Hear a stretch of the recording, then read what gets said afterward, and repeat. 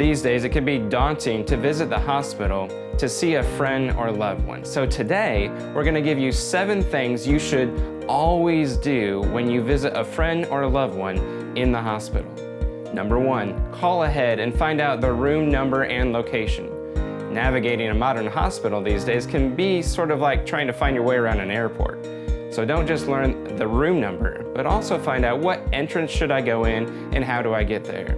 That way, when you arrive, instead of worrying about, do I know where I'm going, you can think about that person that you're there to support.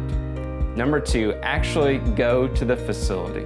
Now that may sound obvious, but it can be intimidating. It can be hard to fit into our busy schedules. But sometimes we need that extra encouragement to actually go and show up and be with that person who's in need. Number 3, always sanitize your hands on your way into the person's room. That communicates to them, I want to respect you by making sure I'm not bringing in any new germs into your room. Number 4, go in and sit down. It communicates more compassion and you connect with the person better if you're sitting and looking them eye to eye instead of standing over them while they're in the bed. Number 5, just listen. Sometimes we feel like there's something we have to say or tell that person when they're in the hospital.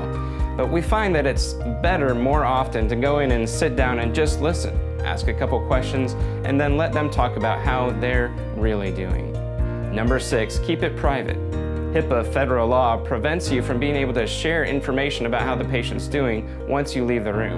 It's also just a respectful thing to make sure that the private information that that person shares with you when you visit doesn't leave that space. Finally, number 7, keep your visit short. There's a lot going on when we're patients in the hospital, people coming and going and tests being done, and sometimes the person's energy level for a long visit just isn't there. So keep that visit private, but also keep it short.